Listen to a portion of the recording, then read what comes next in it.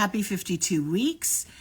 Today is a redo with my dear friend, Arthur Dunnam. And there he is. Oh my God, we're going to believe it. So we did it before Instagram had its like immediately saved to IGTV. So we lost it, and it was really interesting. I loved talking to him, so I needed to speak to him again. So we're just giving him a little minute to join us. We're waiting for Arthur. Come on, Arthur. Hi. I love the hand waves.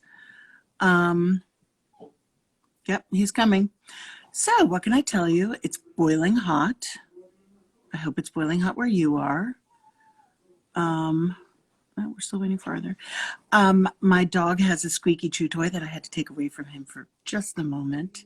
So you might hear a weeping dog in the background. That's a new one. All right. Hello from Portland. Hello, Elizabeth Blitzer. We're still waiting. Oh, here we go. I'm sorry. Why every week I do this? I can't help it.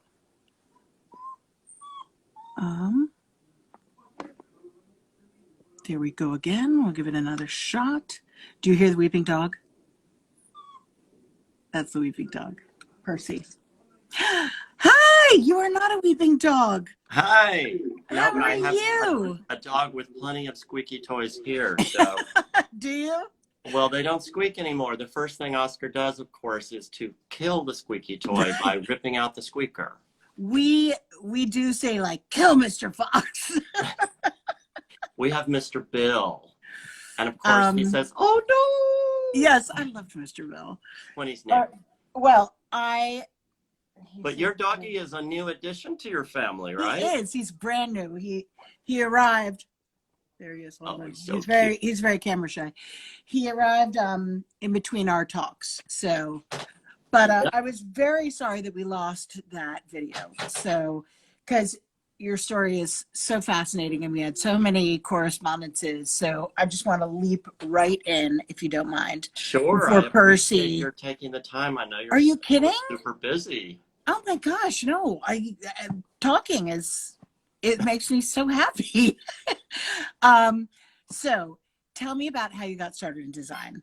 Oh, this week. Well, I was in undergraduate school in Virginia, which actually now, since we've talked, the name of my school was Washington and Lee. Right. And of course that may change and probably should.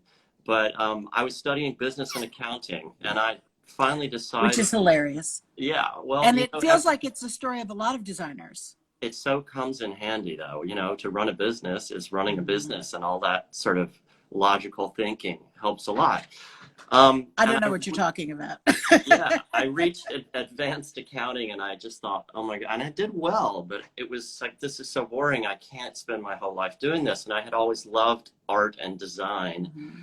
And finally just bit the bullet and said, I want to go to graduate design school. And, my parents kind of gulped, and my dad said, well, if you think you can make a living doing that, we'll support you. So I changed my major to art, which allowed me to take all my prerequisite drafting classes to be admitted to Pratt, to the graduate design program. Which is in itself amazing. Yeah, it was a real experience. And I was so fortunate that immediately when I came to New York, I made a pal, an artist that I would help set up the art exhibitions of traveling shows that we would have. And there was a sculptor who was based in Boston, but his gallery was in New York. And he said, I'd like to introduce you to some folks when you get to New York.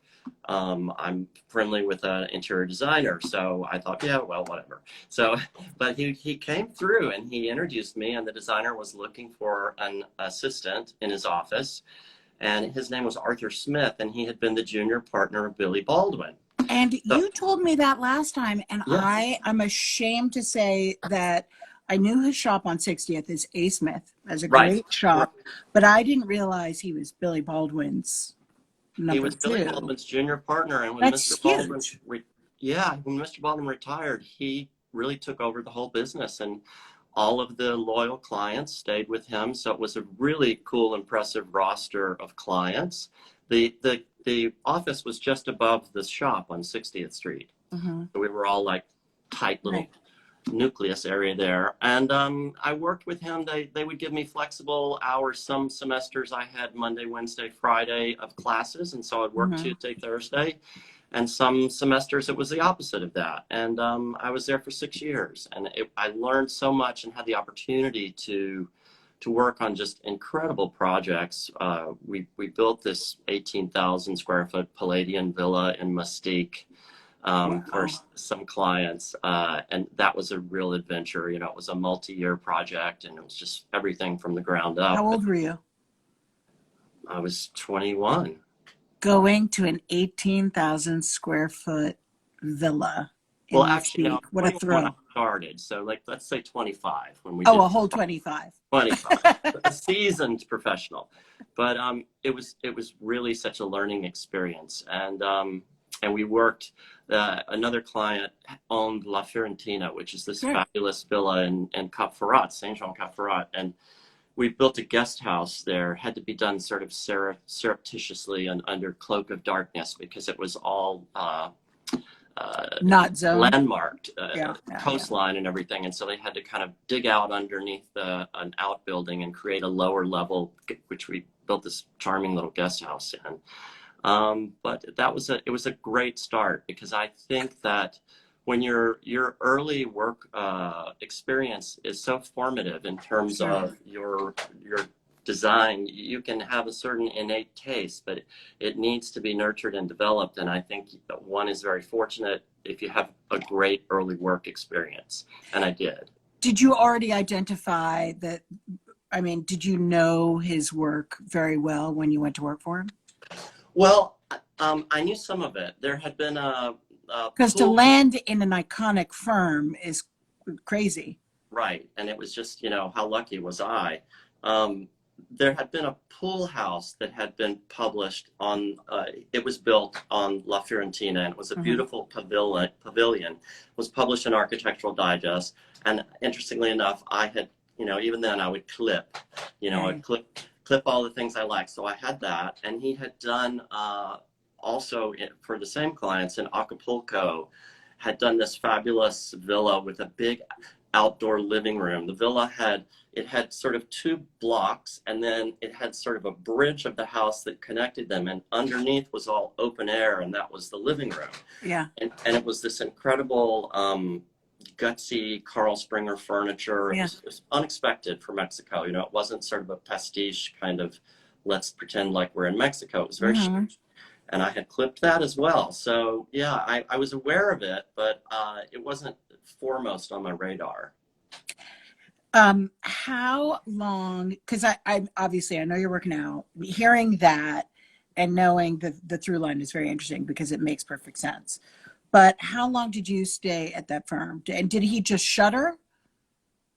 Mr. Baldwin. No, Arthur. I stayed there 6 years, but he continued his firm after that, although he passed away at a fairly young age. I think he was maybe 51 or something. But he probably continued for another 7 or 8, 9 years after I moved on. And I moved on. I worked for about 6 months with a wonderful guy. We were very different in terms of how our modus operandi. Tom Britt, who you know, Tom, who is such a dynamic and theatrical guy and was really so much fun to be around. But I'm a very ordered and kind of structured person, and I need to sort of plan what I'm doing. And Tom was very sort of the moment. And we'd go off to Napa Valley to do an installation, and we were supposed to be there a week, and it'd be 3 weeks later we'd come back. It was like, I need to know when I'm going to be there when I'm back. So, although it was a great experience, and we remained terrific friends, and great. And your aesthetic with him is quite different. Yeah, I mean, you would be complimentary then. It was, you know, Tom's was much more theatrical. Pardon me, well, I always have to have a beer while I talk to you. Oh my goodness! It's 1 o'clock, 1:15. Good for you. It sure is. I have to wait until 5. I have that. Stick around with me. I borrowed a phrase from your mom on Instagram. She was the first one that I heard call it a quarantini. Yeah. So I need my quarantini at about 5:30. But no, I learned a lot with Tom about how to interact with clients. He was very masterful at interacting with the clients, very dynamic. And his ability to kind of sell an idea or a concept with his enthusiasm and energy was something that I think I learned from him. I think that can always be difficult, even as years later, no? Yes, we all have our challenges now and then, don't we? We all have our challenges. Constantly. And you don't want to sell it, but you do. You want to convey what you want them to do, but at the same time you want to make the homeowner happy and to own what you're doing. Yes. But it's a very fine line. Cramming it down their throat. Right. But you need to present it in the best possible light so that they can kind of latch onto it in their head and learn to love it as much as you do. Because a lot of things are, as you know in your work, I'm sure, some things they're a little idea and you bring it up and the client's like, no, I don't really care for that, and you move on. But sometimes the idea is something that is really good and that it's really going to be a significant component of the end product. And then you have to kind of like stick to your guns and keep politely being persistent about, I think you really love this. Yeah. It usually works. I think when I start feeling like I am too aggressively endorsing something, and I start to feel uncomfortable about it, then I just have to remind myself, well, wait a minute, that's why they hired me. They hired me to tell them my opinion. So Alexa, tell them I know nobody can imagine that I would ever be shy about sharing my opinion, but it does occasionally happen. No, so I'm Tom sure taught you that. Pardon? So Tom gave you that information. I think he did, yeah. And and a sense of fun, it was always fun. Sometimes I didn't have quite the full amount of energy I needed to enjoy all the fun Tom was creating. But yeah, it was a very worthwhile work experience, and it was a friendship formed that, lasted. And then after Tom, I moved on to my work with Jed, and I worked with Jed for 10 years before he perished at TWA Flight 800. Now, Jed was in the factory, right, with Warhol? Right, yeah. And they were dating, right? Or is that? They lived together. Yeah, okay. Jed I think the story goes that Jed had delivered a telegram from Western Union or something, and I guess Andy took a fancy to him and started up a conversation and finally got around to like, how much are you making, delivering telegrams? And I think then he said, well, I'll double that or whatever. You can work here at the factory and do all sorts. And so he did. He started working there. And there was born a career, an amazing career. Lived together. He directed Bad, one of the movies, one of the movies. He started decorating. The first decorating job he did was a new townhouse for Andy on the Upper East Side. On 66th. There were two different townhouses. That was the one. That was the later one. Then grander one. But Jed started that, and then Sandy and Peter Brandt were building White Birch Farm with Alan Greenberg, which was kind of a recreation of Mount Vernon up in Greenwich. And that was his second job. And then I think Alan Greenberg is amazing too. I mean, you're just naming superstars everywhere. Some of the architectural details, like the stringer on the stairs in that house, and it was just such an elegant, beautiful house. And his third job was Yves Saint Laurent and Pierre Berger's apartment in the Pierre. So he got off to a great start too. But Jed had kind of a great, he was like a sponge. He would absorb things, visual things and things he'd read, and he had a great library of things that was all about referencing historic things in his work. And he just, he was self-taught. He never went to college. So when you went, did you go directly from Tom Britz to working with Jed? Yeah, I think I And how did started on a that, Friday and I started the other one on a Monday. did you just call him up or did he reach out? How did that happen? No, I had known Jed Did you deliver a telegram? yeah, exactly. My Western Union suit. I had known Jed peripherally, and in passing way as a friend, so run into him socially. And a very good friend of mine was working for Jed, and the friend decided that he was going to start his own business and was going to move to Palm Beach and have a woman down there was going to be his partner, and it was going to be a great setup for him.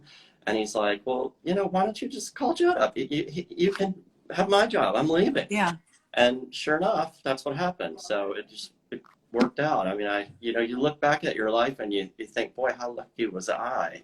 Well, there are just so many things that seem like coincidence or happenstance, but really when you look at your body of work, clearly it was not happenstance. You were meant to be at those places to feed your talent.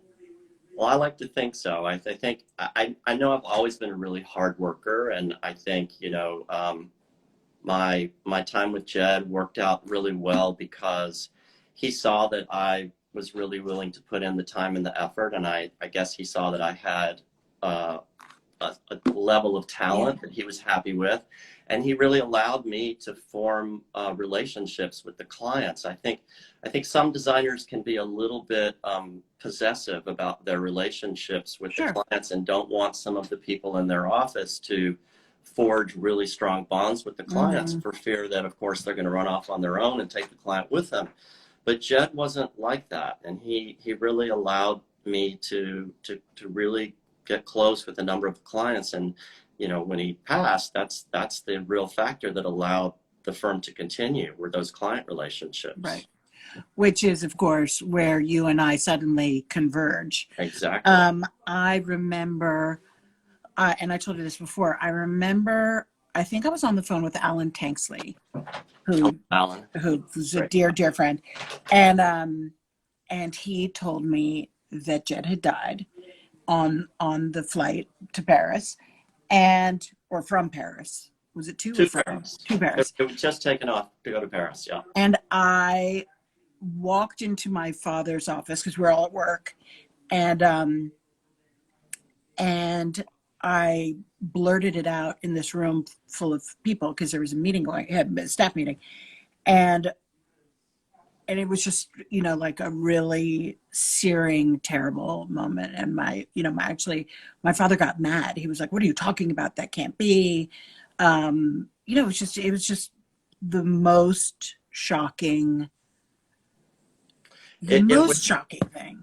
It was the most sort of devastating kind of thing that has happened to me in my life. I've never been affected quite like that with any death I've experienced of, a parent or whatever. It was so sudden. He was so young. And, in addition to my boss, he was a dear friend. Yeah. We traveled a lot, we had to work all over the place. So we would travel together and have fun. We loved shopping together. But it was just it was a all-inclusive thing. Suddenly, my friend is gone. Yeah. Possibly my whole work is gone. And it was just, it was a horrible tragedy. Yeah. I had to have my little happy pills to rebound from that. Yeah. Like it was just right here. I'll drink to that. Okay. So when my father died, obviously I was working for him, and there was, we knew he was dying. So was it was he completely ill for a long time? He was, in hindsight, but he was diagnosed with non-Hodgkin's lymphoma in February, and then died in July. But seriously, looking back, he had he'd just been unwell. So, but they kept thinking it was a sinus disease. And this is totally not apropos of anything decorating, but when you get sinus surgery, it can be very dangerous to your eyesight. So they pack it's very close, right? Yeah, they pack your nose and then rip it out. And he just wasn't willing to do it. And of course, it wasn't that. But flash forward, I was pregnant with my third child, and my husband needed sinus surgery, and I was, full of hormones and fear, and this was hitting all kinds of triggers of, memories of my father. And I was like, you cannot have this surgery right before we're having our third child. And he was like, well, I need to. And I was like, fine, then I want the doctor to write that this is non-elective, so that if anything happens to you, it was just bizarre. I know this got very dark very quick, Well, but it's improved a lot, that sinus surgery. My dad had it back in, gosh, probably the 70s, and it was pretty primitive then, and it's gotten a lot better. But yeah. Yeah.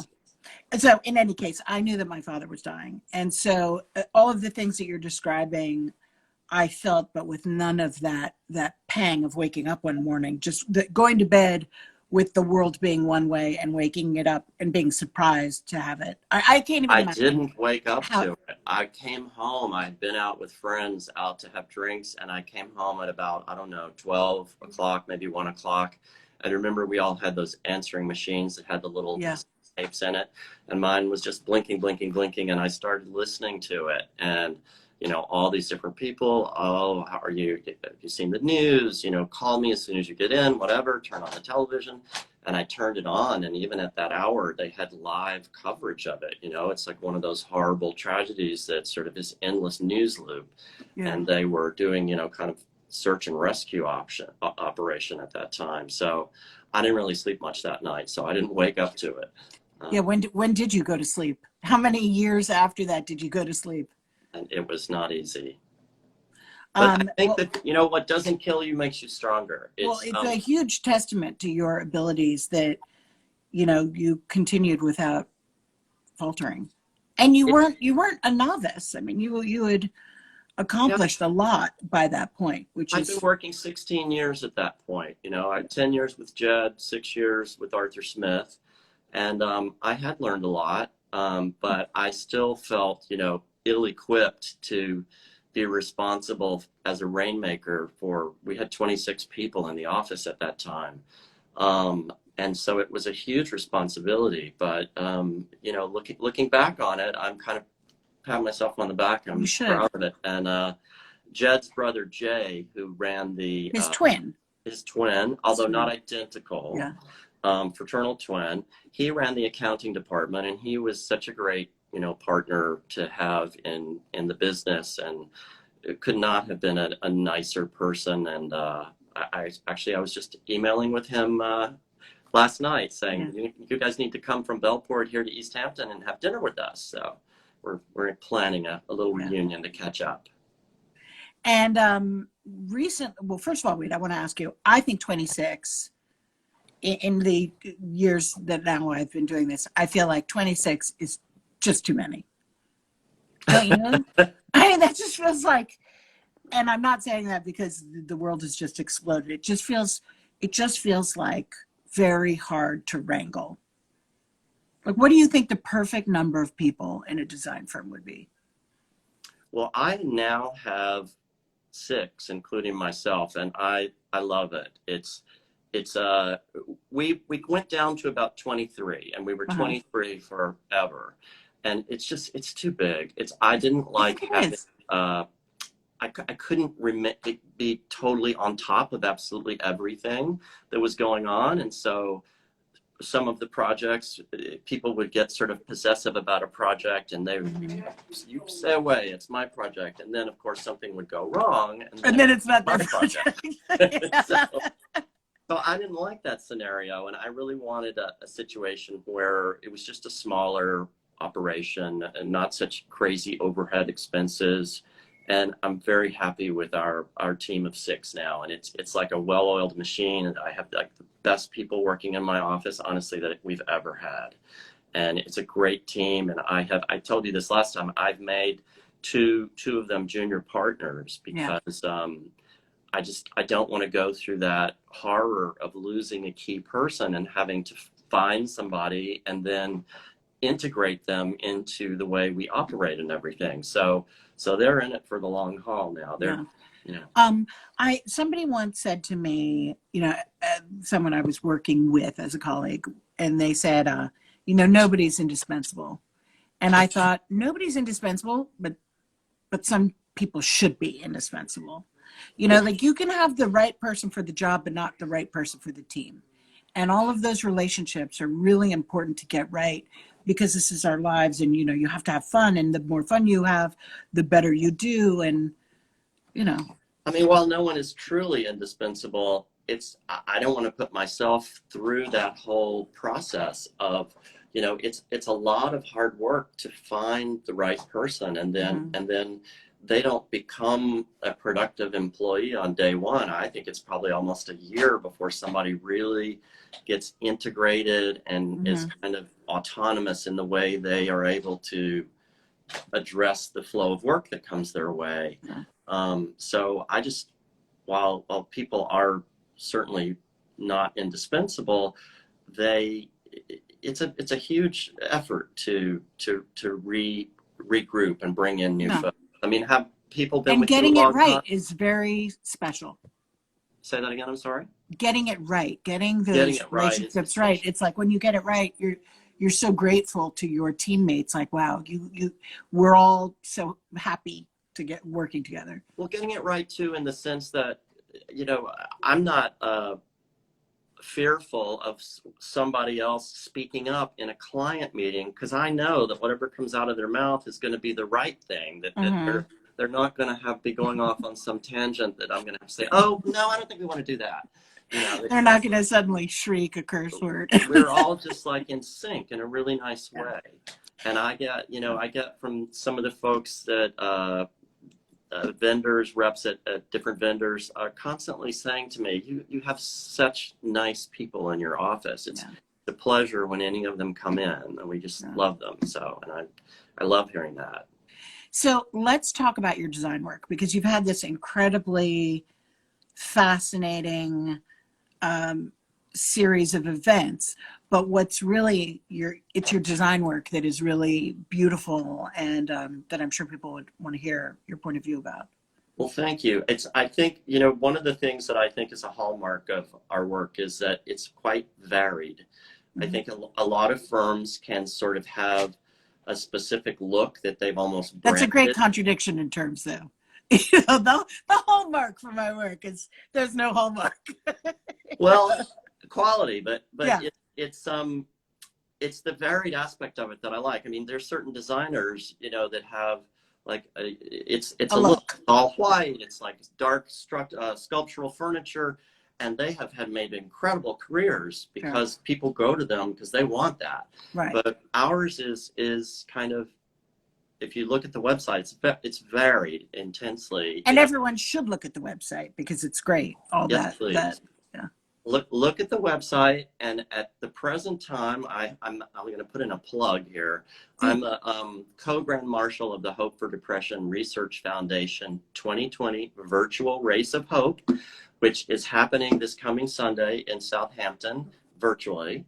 And you can click on the link in my bio if you would like to support us in this effort or to participate. So, And is it raising money to it research It or? is. It raises money for depression research. There is the Depression Task Force, which Audrey Gruss founded this And because her now mom more than ever, right? was named Hope, and her mother really suffered from debilitating depression. And so, as a tribute to her mother, she really wanted to try to make a difference, because only about 50% of the people that take antidepressive medications are helped by it. There's a whole bunch of people that it just doesn't help. Right. And so one of the big aspects of it is research. So she's assembled this international team of world-renowned research scientists that's deemed the Depression Task Force. And the thing that's so cool about what they do is they intermittently share their discoveries as they do their research, because normally in scientific research, the study has to be completed. Mm-hmm. You have to write the paper, and the paper then has to be published before other people in the field Can learn what participate. you learned. Yeah. But this is trying to speed up this process by having the intermittent sharing by all these really incredible doctors, scientists. And then secondly, it's a twofold thing. The secondly is outreach to the community. to help people identify what is clinical depression and to learn how to seek help for it. So it's a great organization, and 100%. That deserves a plug. Every Deserves a plug. 100% of every dollar donated to HDRF goes directly to the mission, because all of the fundraising expenses and the administrative expenses are underwritten by the founder. So that's amazing. You get a lot for your charitable buck, when you donate to it. Yeah, you can feel that you're actually getting something done. Totally, because some organizations, 30, 35, 40% of what they take in actually it goes into the running of the entity. Yeah. So I'm sorry, I digress. These are fascinating. You were talking about the website, and I said, yes, if you look at the website, you'll see it's quite different. Some of it's kind of modern, rustic, if you want to call it. We do a lot of vacation homes for people. So I think that allows us to be a little more kind of almost thematic. And, we have some great 18th century barn projects, which you would typically think might be a little more Americana-like, but they're sort of modern and have like a little bit of an industrial vibe to them in a way. I think in this day and age, what you were saying about that some designers have a look that they do very well with because it's marketed as the look they produce. I do think that is much more a thing of the past, unless I'm just being naive. But I think nowadays people do want to think that their surroundings reflect them more than once upon a time when someone would say, oh, this is a sister parish room, or this is, fill in the blank. I think you're absolutely right. It's definitely not as prevalent. I mean, when I think of people like that, I think of, like David Easton, whose work I just loved. I mean, it was always so elegant and so beautiful, but it had a great similarity. And that's what those people in the 80s that wanted that incredibly high style, beautiful work. But it's also, those things were also a factor of publication. And to an extent they still are. What David developed into a great modern, lover of modernism. And a lot of people didn't want to see, they wanted that iconic David Easton look published. And sometimes I bet they'd be like, no, we don't want to publish this David Easton. We want to publish David Easton. Well, one that he did, which was skewing towards modernism, was that great apartment that had been Alice Tully's in the Hampshire house for Josie and Julian Robertson.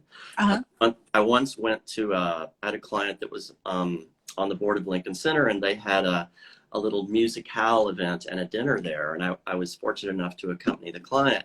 And it was beautiful, and it wasn't the typical David Easton super grand, like English manor house. Sure. And it was a really nice segue into something that was more towards a little bit of a modern vibe in some aspects, not entirely, but I mean, you're right. It's probably more of a thing of the past that the designers developed that whole sort of trademark branded look. Yeah. Hi. Cheers. No, Cheers. Branding. Okay, so you do product. Pardon? What? I said, does that have lime in it? It does not. Straight Corona. It's all about accessorizing, Alexa. All about accessorizing. But speaking of branding, which is sort of a word I now loathe because it's so overused, and I think people use it to as a proxy for themselves. Like what's your brand? It's like, do you mean who am I? It's a disembodied notion of a person's personality, but it is certainly at issue when you have product, and you have product. Well, I don't have the product anymore. Why not? God damn it. Jay has the fabric, Jed Johnson Home, and that's what he is busying himself with when he's not puttering in his garden. He's doing the Jed Johnson Home fabrics, which are now at Holland and Sherry, and they have some great new designs out. But it wasn't like yours is licensed, right? You don't actually. No, I don't manufacture. You don't manufacture. Yeah. Absolutely not. Right. Nobody wants anything manufactured by me. Here's your exploding pillow. No, but the license things are great because it allows you. I mean, how many different licenses do you have now? So many. I see some ads I for like have yeah, architectural lighting. I have a handful for sure. Yeah, that's great.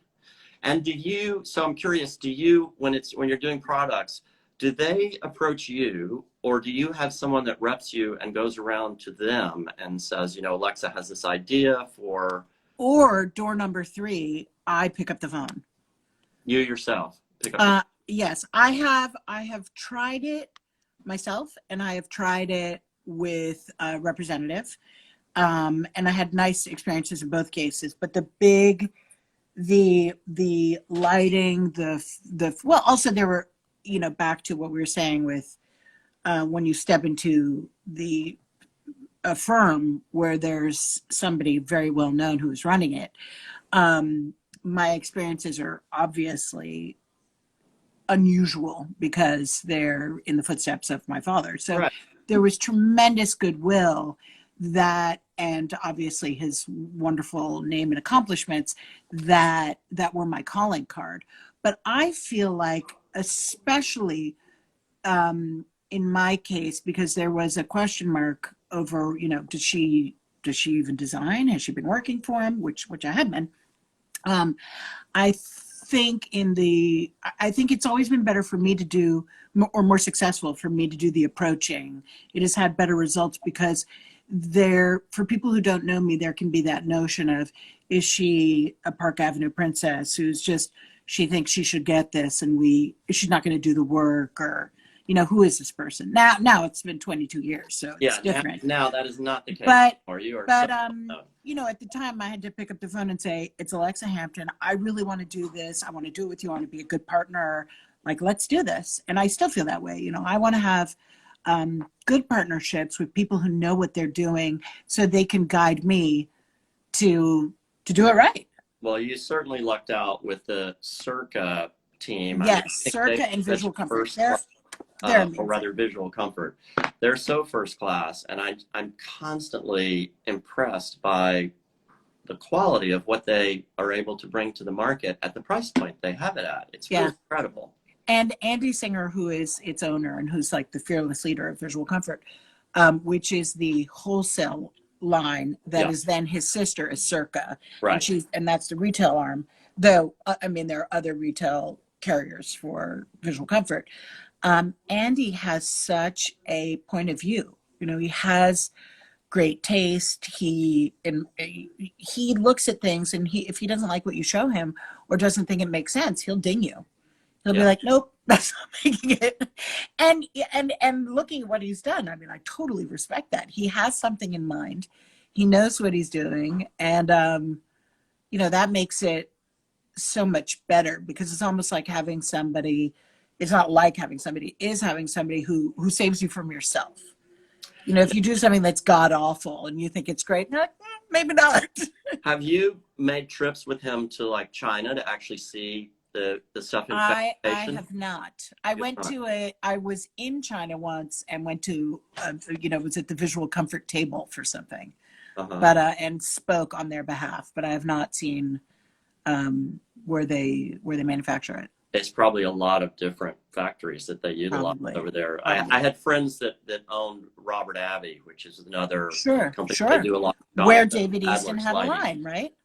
Yeah, and they used to go. They had their own office in China, but they would go to China a couple of times a year. Well, 3 or 4 actually, because you had to just sort of stay on top of it so much. Because they would, in order to sort of they would try to like tweak the alloys in the metal, and if you tweaked it too much, when you plated it, the plating would peel off. So they constantly had to have the Chinese very were always business trying model. to make more money off of them. Yeah, the very business model that you want, which is having it made for a smaller, not smaller, less money, more inexpensive, can lead to missteps. Yes, one must stay on top of that.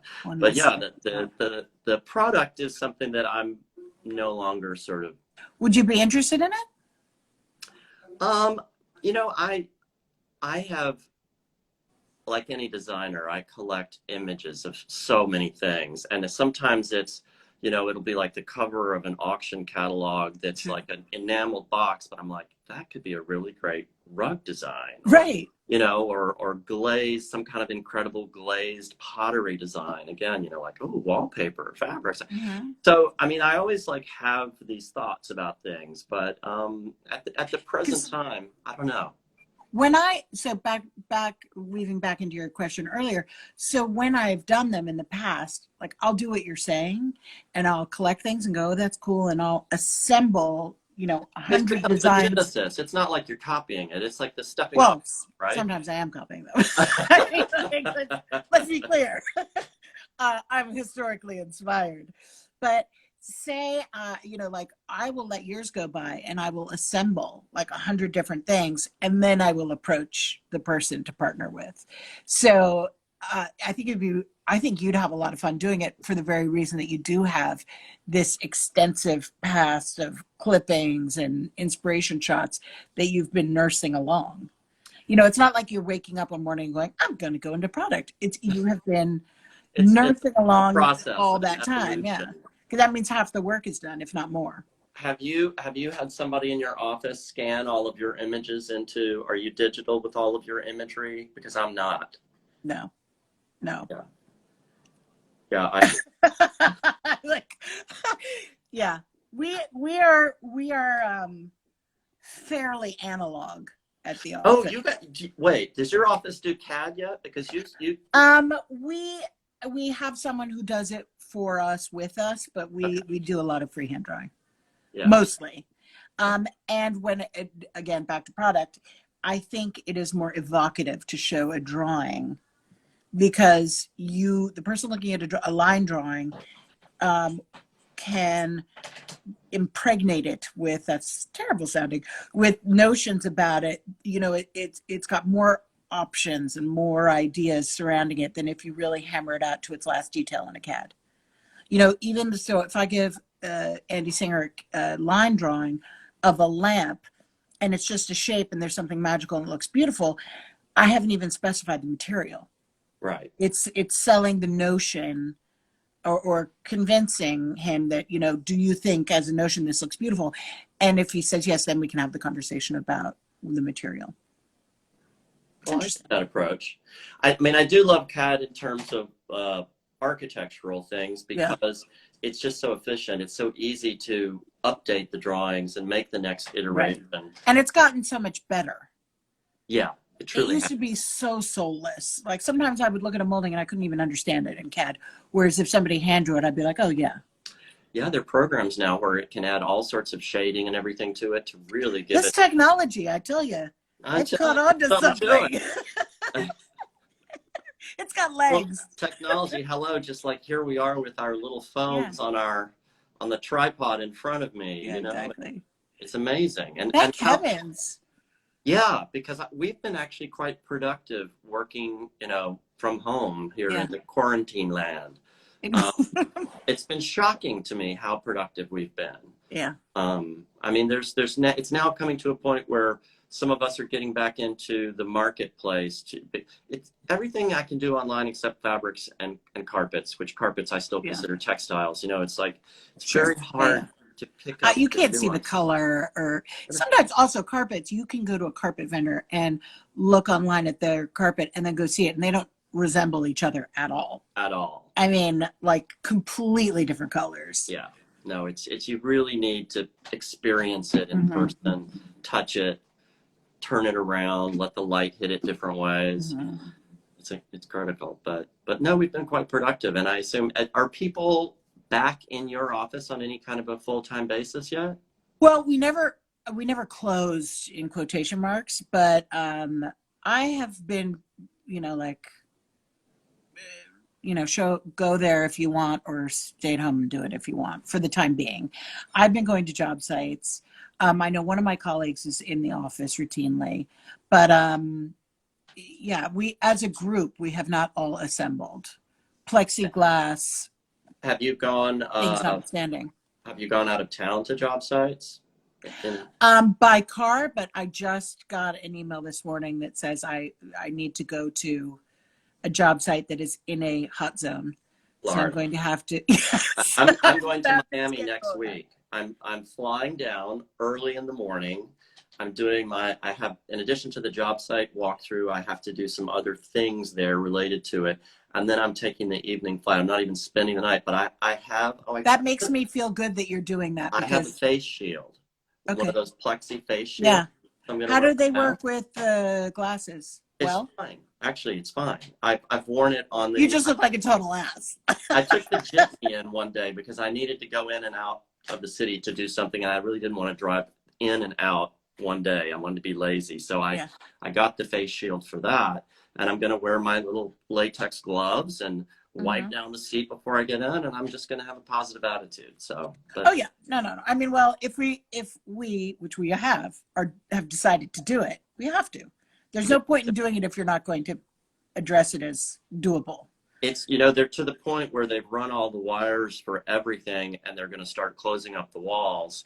And you need to You walk can't miss through that. and make sure that it's Yeah. really where it's supposed to Yeah, be. that clock outlet should not be Exactly. 88 inches off the floor.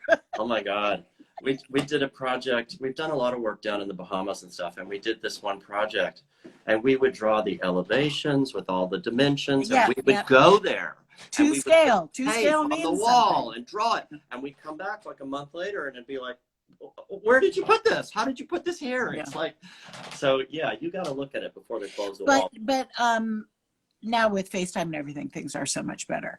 I have found that going to my job site meetings and FaceTiming a colleague and having them take notes while I walk around with the homeowner is really great. Yeah. Yeah.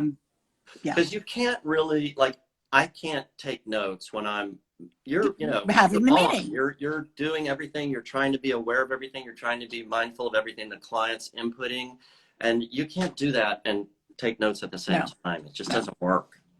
It doesn't. I agree. Yeah. And my memory used to be great. Now, not so much. It's going. It could be the beer at 1 o'clock in the afternoon. I'm not sure. Admit to that. My memory is good, but I have to. I must have notes. It's like, because that's what I work from. I work from lists. Yeah, I totally agree. What did I want to? It's 1:47. It won't cut us off yet. I wanted to ask you something. And speaking of losing memory, I think that if we are going to Florida, I think the whole thing is that if you spend less than 24 hours there, you do not, or fewer than 24 hours there, you do not need to quarantine for 2 weeks after. Is that your understanding? That's my understanding, and that's part of the reason that I'm doing you got to surgical strike, get back, take a test, and then go shut a door until you get the test. Yes, and you can, the test, 3 days after you come back, if you've been exposed to it, it will show up in a test after 3 days. So you get your test 3 days after you land back in New York. Correct. And you get it. Okay, I've not yet had a test. I don't like it. It's up the nose. I've seen and it's very far up the nose. Speaking of sinus I know. surgery, they were trying to see if I was a candidate for sinus surgery, and they put a little camera up your nose on a wire, and it reminded me of that. It's like, if you go any further, it's going to be in my brain. It's great. I saw it on the news, and it looked like a magic trick when they're eating the sword, and you don't know where it's going. Right. Certainly, that must have gone through the head by now. But I've had COVID though. I've had it, and I have strong antibodies, so that's another thing in my favor. Are you donating them? I'm on the list. I signed up. Antibodies before I go. I signed up at Mount Sinai to donate them, but they had such an overwhelming response that they haven't called us yet to donate. That's wonderful. Yeah. We got the test at Mount Sinai to verify we both have strong antibodies. Roy's are freaky strong. Mine are just strong enough to donate. They've always said that about Roy. Crazy, freaky antibodies. Freaky. Mine is 320, which is the cutoff. Below 320, you're not good enough to donate. But mine's 320. Roy's are 2,880. Right? Wow. It's available for hire. Right. No. So at least they Roy's were. famous antibodies. You could bottle it. Yeah, they were. Like, who knows? They may have ticked down at some point now. Apparently, that's supposed to be what happens. Yeah. Yeah. So you go to Florida, you're checking that all of the wires are in the right place and that all the outlets are correctly located. And then what's your next step on that project? Like, how frequently are you going to go? It's the coolest building. It's a new Renzo Piana building up on 87th Street at the north end of a park that's on the ocean. So the building is called 87 Park. And it's a Wait, this is in Florida? Uh-huh. It's at 87. Where in Florida? Miami. Oh, okay. That makes sense. An apartment. Yeah. Yeah. It's really chic building. It's got incredible amenities, beautiful design, everything about it. Of course, like most condominiums, that, as you I'm sure well know, it's 2 years behind schedule. Yeah. Like the client was supposed to close on this about 2 years ago. Instead, they just closed on it a couple of months ago. So we were, the good part about it is all of our ducks were certainly in a row by that time. Right. If they hadn't been, I should have been fired because we had so much time to get everything ready. Right.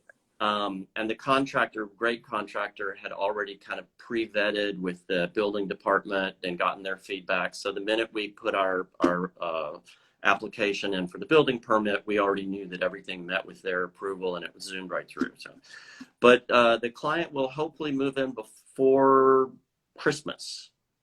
Okay, so that's pretty quick. Yeah, that's pretty quick. So you're going to be back and forth. You're going to have to like full steam ahead. ahead. I'll probably be going down, I would say, at least once a month at least. But it's going to be very sleek, very modern. And one of the great things about this, the ability that we have to use indoor-outdoor fabrics, everything inside and outside of it will be indoor-outdoor fabric. So, if you spill that sloppy glass of red wine on the sofa, it just comes right out, or suntan lotion, you name it. It's even the rugs. We've done some custom rugs that we're doing with Beauvais, that they have a mill now that can do almost any kind of gun tufted, machine tufted rug in custom colors. Any design, indoor, outdoor rug. Because now that Percy is in my life, I'm a little more interested than I used to be. You do have nature's miracle, don't you? Yes. Okay. Yes. That's essential for any pet owner home. Nature's miracle. It's right up there with Egyptian magic, which is a cream we use in this house. Oh, okay. Egyptian magic, like a moisturizer? Okay. Yeah. My sister particularly swears by it. And we used to, when my kids were little, they'd be like, Egyptian magic. Now, is your sister still acting? Is she? Oh, yeah, very much. Well, not at this moment in time. She was scheduled for a Broadway show, naturally, and then COVID. But my heart goes out to all those Broadway people. Wow. I know. I was just watching a thing last night on TV about Joe Allen and the bartender there, and it's not just the theater; it's the whole structure. Yeah, Joe Allen is like that's where we eat most of the time. I'm sure you see my mother there. She's a culture vulture and is at the theater all the time. I'll look for her. Dude, you look for her. You guys will have to bring Joe Allen back. It's up to you. It's an institution, It's like, I think they finally closed the one in LA and they closed the one in Miami. But I thought the one in London is still there. I didn't even know there were others. Yeah. Oh, well. But they all have the same kind of vibe. Very like comfort food, simple, homey. Yeah. We need. What do you think is? I was going to supply my answer, but I'm going to ask your answer first. What do you think the biggest change in design is going to be as a consequence of COVID? And that could be as macro or micro as you care. I mean, I think that for folks that are in the strata to be your client or my client, that have hopefully still have the means to indulge in this kind of interior design, I think there's going to be an uptick in people improving their homes, because I think that they have, spent a lot of time at home. They've probably been, having meals at home that they didn't order in, which is probably a new experience for a lot of people. I know I've never cooked so much in my life, but I think that there have been things that I have realized that I want to improve and add. And I think that a lot of people are, I think there's going to be an uptick in that strata of design. Unfortunately, I fear that there's another strata of design that there might be a huge pullback in terms of quantity of projects going on, right? Like, what do you think? I think the family compound is going to have a resurgence. And I'm also like putting it out there. Yeah, I have done it for, I have done houses like that for, big jobs. One in the south of France where we did the same thing you had to do. We had to dig down into the ground to install a whole story. But I think that there was a minute there where it felt like houses were, they were getting too big and there were too many bedrooms. And what was it all about? Ridiculous, right? Why were they making them like hotels? And now that's who gets the last laugh. We need places like that. So our whole families, my sister, my cousins, my mother, my husband and I, our kids, where we can all hunker down and await the apocalypse. And can you all be accommodated in Southampton? Is that how many bedrooms? No, but that's note to self. Note to self. You can pitch a tent. Yeah, and I don't talk about, I am not, who I work for. I'm not either. Squatting at my mother's house. I think that's something that is very important for people to keep in mind. I'm a designer. I'm in the service industry. Yeah. I'm very happy in my little house here in East Hampton. Yeah. But I also love working on, farther flung sort of bigger. It's vicarious living. It's so fun. Whether it's large scale or tiny. Yeah. So much fun. It's so much fun. I love what I do, and I know that I'm super fortunate to be able to say that, because I think a lot of people are in a job that maybe they're getting paid a lot of money for it, but they hate the job, or maybe they're not getting paid a lot of money for it and they hate the job. But yeah, I love what I do, and I think that's makes it a pleasure to go to work every day when you know that you're going to be doing something that's fun and interesting. And what we do, what your day, I'm sure, like mine, is quite varied. You may be traveling to a job site, you may be just hunkering down and redlining drawings, or it's just a lot of different things, so you don't get into that sort of monotony. Yeah, I totally agree. It's a wonderful career. God bless you. Was that the dog? No. But wait, what's his name, the dog? The dog is Percy, and he was already, let me check the time, we've got 2 minutes.